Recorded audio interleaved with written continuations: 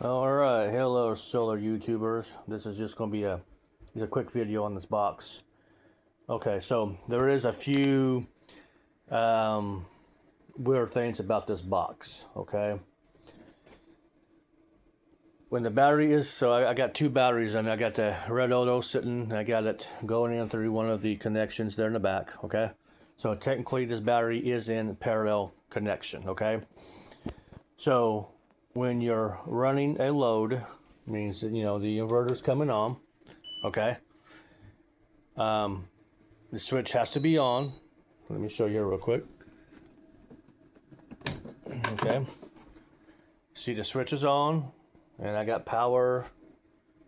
Not no power there, but I do got solar coming in. My box is on. My box is tied to the licitti. And my cooktop is on. You see the light on my power strip. Okay. Now this is how the box is supposed to run. So when you turn the switch off, everything shuts off. Okay. But the charge controller stays on and charging everything that you see here. Okay. And if I even try to turn this on and off, nothing happens. The switch has to be on. Alright. Now when you plug in a secondary battery, this is going to be a parallel connection, but even though the switch is off, the box is still being powered.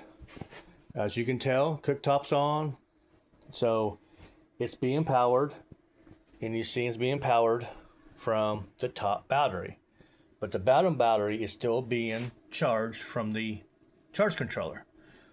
All right, now check this out. If you turn it on, now the top battery and the bottom battery is being charged from the charge controller. So in order for the top battery, the secondary battery, to be charged with the charge controller, the unit has to be on. If you turn the unit off, it no longer is charging, and you have to physically shut off all your accessories. Now this is just an add-on. You won't gonna have this. But as you can tell, the light is still on, and the top battery is not being used at all. Well, it's being used, but not enough coming out of it. If I turn on the inverter, then it's using the top battery as the bottom battery being charged. And as soon as I turn this button, turn it on, it goes from being consumed going to being charged, but everything's still on. That is really weird. So that's the nuance of this box. It's a good box. I would suggest using it, suggest hooking up the battery to it, but be understanding that if you're going to shut this down for tonight or whatever, and you're afraid of it's going to be catching on fire or something like that, you're going to have to unplug it from there. But it will charge both batteries. It only has 10 amps, so it's going to do best it can. And from that point on, it's a good box. It just has a few little weird stuff about it. I noticed this. I didn't notice the charging at all until a few minutes ago when I was making this other video. But I knew about it being plugged in and everything staying on. I have another video too I did several months ago when I was running my fan off this box. So I did notice that it does stay on even though the switch is off. It's just weird. Because it's like the input, and that's the input-output port. It's like the input is always active. They didn't put that on the switch. None of these plugs are on the switch. What is on the switch is the charge controller. So once the charge controller is turned, the box is off, and the bottom battery is still being charged, what's in the box. But the top battery is not being charged. Turn the switch on, and the top battery will be charged. So It's weird, but it's a good box. Go ahead, put it in parallel. You just got to remember there's a few, like I said, I always repeat myself, but sorry about that.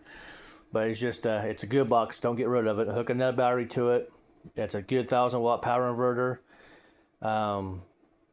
It gives you the basic functions of the Blue Eddy, of my Blue Eddy. It's just a few things you got to be. It's kind of quirky. That's the word I was looking for. Some quirks to it. So go ahead and use it. Go ahead and hook it up. Great box. If you want to charge it both through solar, through that charge controller, it's got to be turned on. As soon as you turn it off, the top box is no longer being